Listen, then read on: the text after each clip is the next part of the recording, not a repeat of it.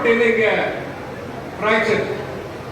உடனடியே அது அறுவை சிகிச்சை சர்ஜரி பண்ணணும்னு சொன்னதுனால அவரை இன்னைக்கு காலையில மறுபடியும் இன்னைக்கு தூத்துக்குடியில இருந்து ஏற்பட்டது இன்னைக்கு மறுபடியும் சென்னைக்கு கிளம்பிட்டார். அவருக்கு அந்த தலைவர் வைகோ பொறுத்த வரைக்கும் அந்த வலி அவருக்கு தெரியல. அந்த உடல்ல அந்த பிராக்சர் பண்ணது வலி அவருக்கு பெருசா தெரியல. ஐயோ நம்முடைய வெற்றிவேலுடைய கல்யாணத்துக்கு நான் போக முடியாது, அந்த அந்த ஒரு மன வருத்தம், ரொம்ப வருத்தப்பட்டார். நேற்று இரவு போய் பார்க்கும்போது சரி, காலையிலையும் சரி, திரும்பி திரும்பி அதை தான் சொல்லிட்டு இருந்தார்.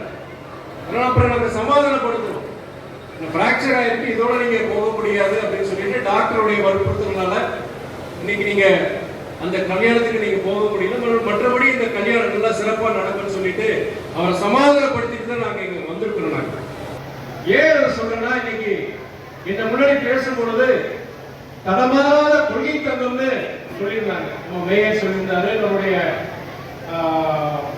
ஆசிரியர் சொல்லியிருந்தாங்க, நாடாளுமன்ற உறுப்பினர் முன்னாள் நாடாளுமன்ற உறுப்பினர் அக்கா கேலன் டேவிட்சன் அவங்க சொல்லியிருந்தாங்க.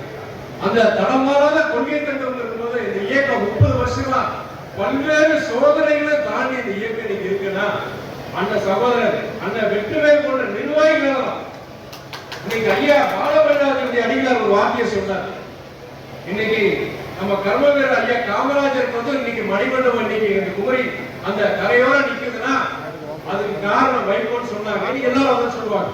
ஆனா வைகோ பின்னாடி நிக்கிற அந்த நிர்வாகிகள் நிறைய பேருக்கு தெரியாது. தன்னலமற்ற அந்த தூய உள்ளப்பட்ட அந்த நிர்வாகிகள் இருக்கிறாங்க. அந்த வெற்றிவேல் போன்ற நிர்வாகிகள், தொண்டர்கள், அவங்களால அந்த வெற்றி. நீங்க இன்னைக்கு தூத்துக்குடிய நச்சாலை உலக கோடீஸ்வருடைய ஆலை, அந்த நச்சாலை ஸ்டெர்லைட் இன்னைக்கு தமிழ்நாட்டுக்கு வெளியே போயிருக்குன்னா, அதே வேளையில நெய்வேலியில எல்எல்சி நிறுவனம் தனியார் மயமாகாம இன்னைக்கு 30,000 குடும்பங்கள் அந்த விளக்கி எறியுதுன்னா, தஞ்சை வேளாண் மண்டலத்துல நச்சு தொழிற்சாலைகளுக்கு ஹைட்ரோ கார்பன் மீத்தேன் திட்டங்கள் வராமல் இருக்கிறதுனா காரணம் வைகோ மாத்திரம் கிடையாது. வைகோ பின்னாடி நிக்கிற வெற்றிவேல் போன்றவர்களால் தான் அது சாத்தியமாயிடுச்சு. என்னைக்கு நாங்க மறக்க மாட்டோம், கட்சியும் மறக்காது, தலைமையும் மறக்காது.